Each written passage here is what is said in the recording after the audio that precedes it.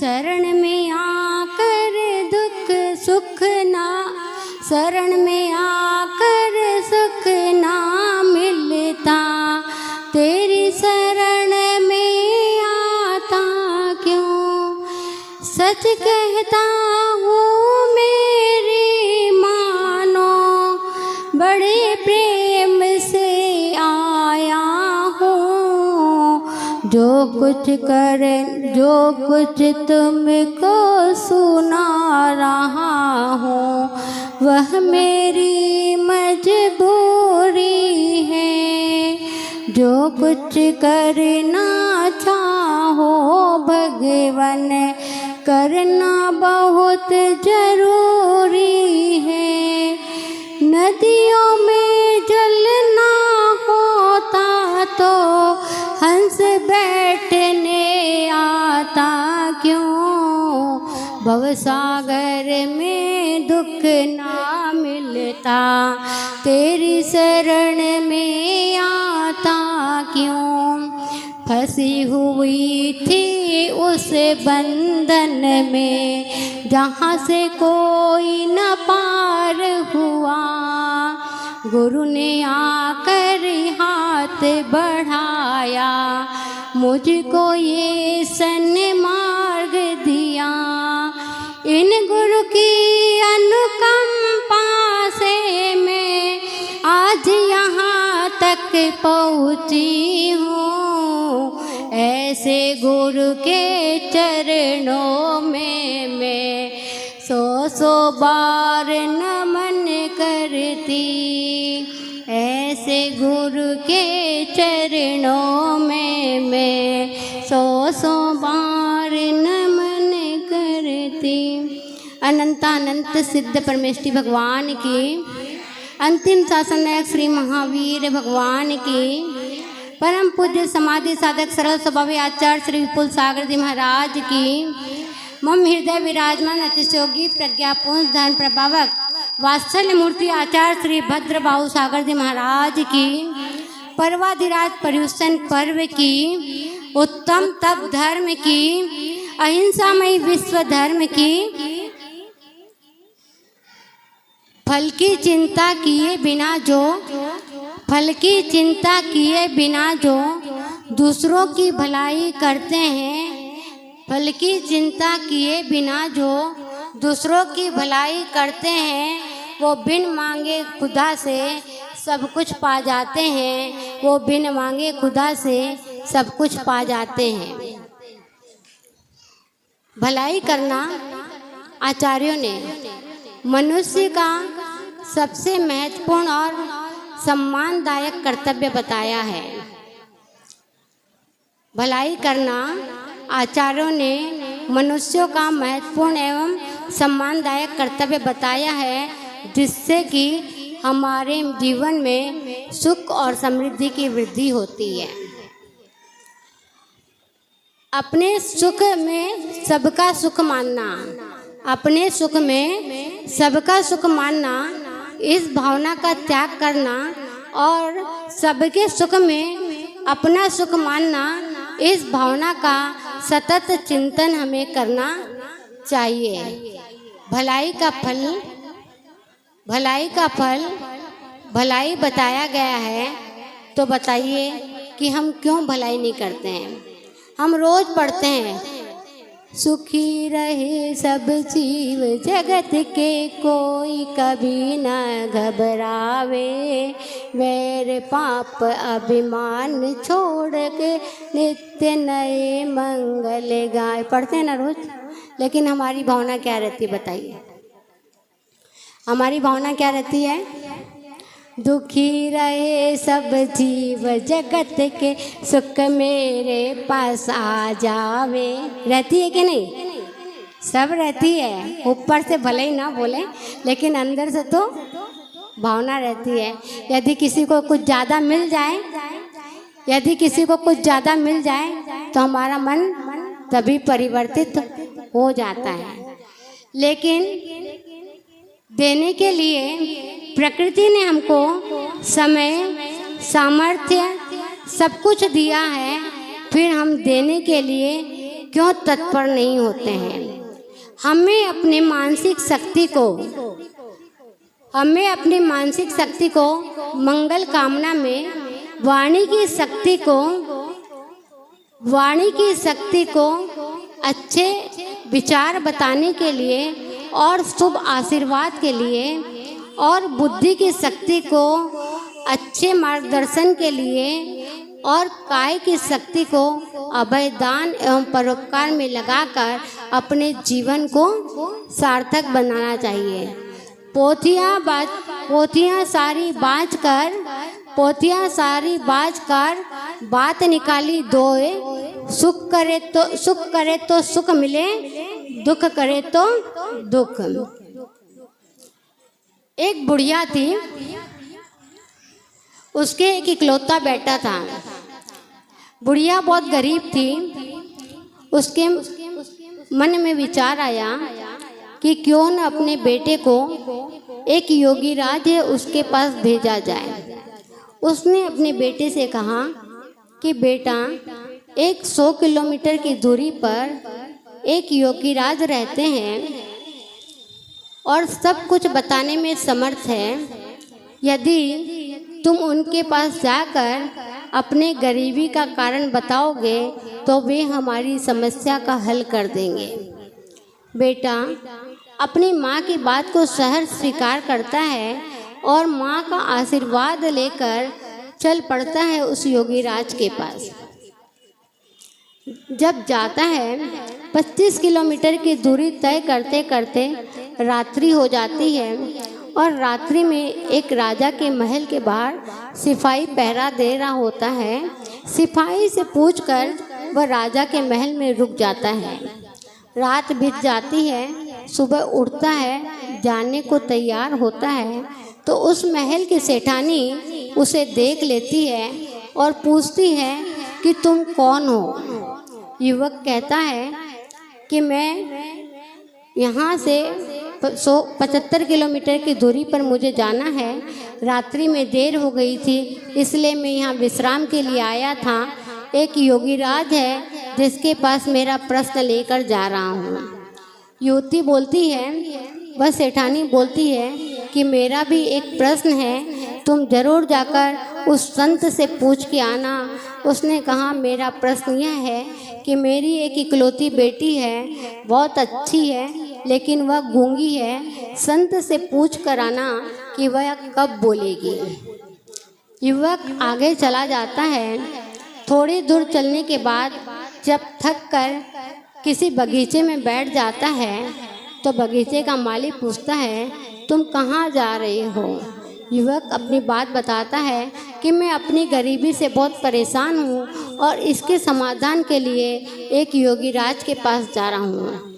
वह माली बोलता है मेरा भी एक प्रश्न है, तुम उस योगीराज से पूछकर मुझे बता देना। वह पूछता है कि आपकी चिंता का विषय क्या है। तब वह माली कहता है कि मेरे बगीचे में चारों ओर अनार के जो पौधे लगे हैं उसकी वृक्ष में जड़ें आना अभी तक प्रारंभ नहीं हुई है, इसका क्या कारण है। यह सुनकर उसका प्रश्न लेकर वह युवक आगे बढ़ता है। जब वह आगे जाता है थोड़ी दूर तय करने के बाद फिर रात्रि हो जाती है, क्योंकि एक साथ तो 100 किलोमीटर की दूरी तय नहीं कर सकता था। तो वह एक सन्यासी जो कि एक मंदिर के बाहर बैठा रहता है उस सन्यासी के पास जा बैठता है। सन्यासी बोलता है कि तुम बहुत थके हारे लग रहे हो, तुम कहाँ जा रहे हो। बोले मैं आज नहीं जा रहा हूँ, मुझे आज रात्रि में यहीं विश्राम करना है, मैं सुबह होते ही यहाँ से चला जाऊँगा। सुबह होती है और सन्यासी पूछता है कि तुम क्यों जा रहे हो। बोले मेरी समस्या का समाधान के लिए मुझे उस योगी के पास पहुँचना है। आपकी क्या समस्या है। सन्यासी कहता है कि 50 साल हो गए मुझे सन्यास को धारण करते करते, लेकिन मैं अभी भी साधना नहीं कर पाया हूँ। मेरे इस प्रश्न का उत्तर लेकर तुम आना। युवक चले जाता है और जाते जाते वह अपने गंतव्य स्थान तक पहुंच जाता है, जहां वह योगीराज अपनी ध्यान मुद्रा में अपनी साधना में बैठे हुए रहते हैं। जब वह योगी के पास पहुंचता है और उत्कृष्ट भावों से योगीराज को प्रणाम करता है, योगीराज पूछता है, कहो कैसे आए हैं? बोले, मेरी एक चिंता का विषय है योगीराज, और मुझे मालूम है कि आप ही मेरी समस्या का समाधान कर सकते हैं। योगीराज बोले, मैं एक साथ तुम्हें सिर्फ 3 प्रश्नों का उत्तर दे सकता हूँ। बताओ उसके पास कितने प्रश्न थे? 4 प्रश्न थे। वह योगीराज से बोलता है कि योगीराज, प्रश्न तो मेरे पास 4 है, लेकिन आप 3 ही प्रश्नों के उत्तर देंगे तो मैं कौन सा प्रश्न कम कर दूं? योगीराज बोलता है, वो तुम्हारी इच्छा है। वो सोचता है कि क्यों ना मैं मेरे प्रश्न को ही कम कर दूं। जब वह योगीराज को अपने सारे प्रश्न बताता है तो योगीराज उसके सारे प्रश्नों का उत्तर दे देते हैं। वह प्रश्नों का उत्तर लेकर चला जाता है और जाते जाते रास्ते में उसी सन्यासी के मंदिर पर फिर रात में ठहर जाता है। उस समय वह सन्यासी वहाँ नहीं होता है, लेकिन दूसरे दिन जब वह सन्यासी आता है तो वह युवक प्रसन्न होकर बोलता है कि मैंने आपके प्रश्न का उत्तर ला लिया है। सन्यासी बहुत आकुल हो उठता है कि मेरे प्रश्न का इसने उत्तर लाया है, पूछूं तो जरा मेरे प्रश्न का उत्तर क्या है। तब वह बोलता है कि उस योगीराज ने कहा है कि उस सन्यासी ने गृहस्थ अवस्था को त्याग करने के बाद भी अपनी जटा में 4 रत्न छुपा के रखे थे। जब तक यह 4 रत्न वो नहीं छोड़ेंगे तब तक उनकी साधना पूरी नहीं हो सकती है, उनकी साधना का फल उनको नहीं प्राप्त हो सकता है। योगीराज बोलते हैं कि ये सही बात है। बोलते हैं, बेटा ये रत्न निकालते हैं और वो रत्न उस युवक को दे देते हैं और बोलते हैं, बेटा तुम्हारा मेरे ऊपर बहुत उपकार है, आज से मैं इस रत्नों का त्याग करता हूँ और अपनी साधना में लीन होता हूँ। उसको आशीर्वाद देते हैं और वो युवक आगे चला जाता है। जब वह रत्न लेकर आगे पहुँचता है तब थोड़ी दूर जाते जाते फिर वही बगीचा आता है जहाँ वह माली अपने बगीचे में अनार के झाड़ों का सिंचन करता है। वह माली के पास बैठ जाता है और बोलता है, पहले तो मुझे कुछ खिला दो, फिर मैं आगे प्रश्न का उत्तर दूंगा। माली को लगता है कि इसने ज़रूर मेरे प्रश्न का उत्तर लाया है। वह उसके लिए अच्छे अच्छे भोजन की व्यवस्था करता है। भोजन करने के पश्चात उससे पूछता है कि तुमने मेरे प्रश्न का उत्तर क्या लाए हो। तब वह युवक कहता है कि योगीराज ने कहा है कि तुम्हारे अनार के चारों पौधों के जो वृक्ष है उसके और चारों तरफ स्वर्ण से भरे कलश है।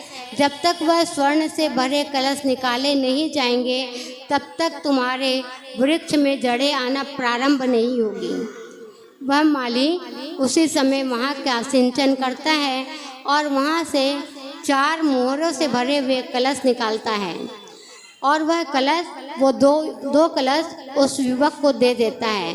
वह युवक रत्न और मोहरे से भरे हुए कलश को लेकर आगे चलता है और आगे चलते चलते जब रात हो जाती है तब वह पहुंचता है उस सेठानी के महल में, जहाँ सेठानी इंतज़ार करते रहती है क्योंकि उसका प्रश्न बहुत बड़ा था, क्योंकि इकलौती बेटी थी और वह गूंगी थी। जब योगीराज पहुंचता है तो वह योगीराज को प्रणाम करते हुए कहती है कि मैं बेटा तुम्हारा ही इंतज़ार कर रही थी, क्या तुमने मेरे प्रश्न का उत्तर लाए हो। वह युवक कहता है कि हाँ, मैंने आपके प्रश्न का उत्तर लाया हूँ। योगीराज ने कहा है कि जब तुम्हारी बेटी अपने होने वाले पति को देखेगी तभी वो बोल उठेगी, और जैसे ही वह उस व्यक्ति को अपने कमरे में ले जाती है, अपने घर में प्रवेश कराती है, उसकी बेटी जलपान नाश्ता लेकर आती है और वो बोल उठती है। रानी के खुशी का, सेठानी के खुशी का पारावार नहीं रहता है और वह युवक से कहती है कि योगीराज ने कहा था, सही कहा था, तुम ही उसके होने वाले पति हो, अब तुम इससे विवाह कर लो। युवक उससे विवाह कर लेता है और उसके बाद पहुंचता है अपनी माँ के पास और माँ से कहता है कि माँ मैंने तुम्हारे सारे प्रश्नों का उत्तर ला लिया है। माँ बोलती है कि तुमने क्या किया? योगीराज ने क्या बताया? क्या उन्होंने बताया कि हम इस गरीब परिस्थिति से ऊपर उठ सकते हैं? युवक कहता है कि माँ उन्होंने बताया ही नहीं, उन्होंने मुझे सब कुछ दे दिया। माँ बहुत खुशी होती है और बोलती है मैं आपके लिए स्वर्ण मोहरे और आपके लिए पुत्र वधू भी लेकर आया हूँ। वह माँ बोलती है कि इतने सारे स्वर्ण मोहर कहीं तुमने चोरी तो करके नहीं लाया है?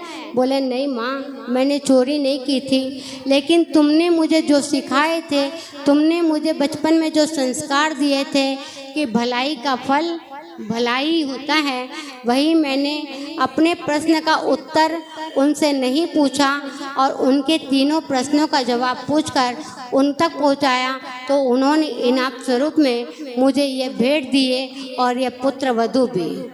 वह माता खूब होकर उसे आशीर्वाद देती है और कहती है कि बेटा, दुनिया में जो भलाई करता है उसे हमेशा भलाई मिलती है। आज पर्युषण पर्व का मानव जीवन का उत्थान करने वाला सबसे अच्छा पर्व उत्तम तप। इंद्रियों का निरोध करना ही उत्तम तप कहलाता है। 4 आराधनाएं होती है और उसमें तप आराधना सबसे महत्वपूर्ण होती है। जिस प्रकार सोने को शुद्ध करने के लिए उसे तपाया जाता है, उसी प्रकार हमारी आत्मा पे लगे हुए कर्मों के कलंक को मिटाने के लिए हमें तप करना अत्यंत आवश्यक है। एक बार एक साधु जो मासोपवासी थे और निरंतर उपवास करके अपनी धर्म साधना में लीन रहते थे, एक दिन उनके मन में विचार आया कि मैं कितने दिनों से एक ही गांव में हूँ, क्यों न अब यहाँ से विहार करूँ। जब वे विहार कर रहे थे, उस दिन भी उनका उपवास चल रहा था। विहार करते करते 5-6 दिन के उपवास से उन्हें गर्मी की वेदना सताने लगी, त्रस्त हो गए। तब वे एक नदी के किनारे साधना करने को बैठ गए। जब वे साधना करने को बैठे तो एक देवी वहाँ पर आई और उनकी साधना से बहुत खुश हो गई, लेकिन उसको देवी को समझ में आ गया कि यह संत पानी के कारण अत्यंत त्रस्त है। वह उस साधु से संत से पूछती है कि मैं आपके लिए पानी लाऊं, मैं आपके लिए भोजन लाऊं, लेकिन संत कुछ बोलते नहीं है। वह सोचती है कि ये मेरे बातों का जवाब क्यों नहीं दे रहा है, लेकिन संत तो अपनी साधना में लीन रहता है। जब वह आगे बढ़ती है तो देखती है कि एक जगह भगवान का समोसरण लगा है और समोसरण में पहुंच जाती है और पूछती है कि हे भगवान, संत ने मेरे प्रश्न का उत्तर क्यों नहीं दिया। जब मैंने उनसे पूछा कि मैं आपके लिए जल लाऊं, कुछ खाने के लाऊं, तो भी वो मौन है, लेकिन वो त्रस्त है पानी के कारण। तब भगवान उन्हें उत्तर देते हुए कहते हैं कि दिगंबर संत कभी भी बिना असमय में कोई भी चीज़ को ग्रहण नहीं करते हैं और देवों के द्वारा वह आहार नहीं लेते हैं। देवी खूब खुश हुई उनकी साधना से और उसी समय उसने उस नदी किनारे उस जंगल में जल की वृष्टि कर दी। पूरे जल की वृष्टि करने से वातावरण क्या हो गया, ठंडा हो गया और उस साधु ने अच्छे से साधना करी। यानी मेरे कहने का मतलब है कि तप का प्रभाव है। तप के प्रभाव से व्यक्ति कुछ भी कर सकता है या देवकृत अतिशय भी हो सकते हैं। तो इसलिए हमें आज उत्तम तपदन को ग्रहण करना चाहिए, क्योंकि जब तक हम अपने कर्मों की निर्जरा नहीं करेंगे तब तक हमें यह तप धर्म प्रकट नहीं हो सकता है। और तप की महिमा को जो प्रकट कर लेता है वह फिर इस संसार में नहीं रह सकता है। इसी पुनित भावनाओं के साथ अतिथि योगी आचार्य भद्रबाहु सागर जी महाराज की जय। आज आप लोगों ने देखे सुबह अतिशय हो रहा था यहाँ पे, किसने किसने देखा?